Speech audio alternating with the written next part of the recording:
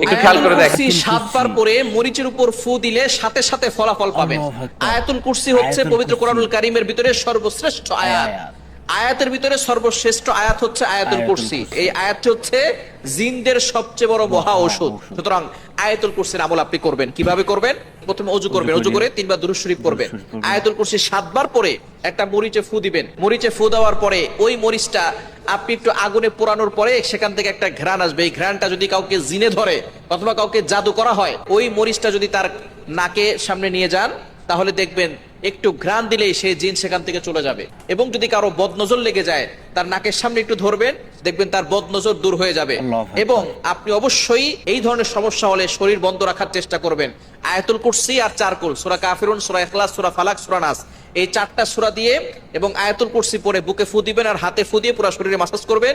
শরীর বন্ধ থাকবে, দুনিয়ার কোনো শক্তি আপনাকে ক্ষতি করতে পারবে না।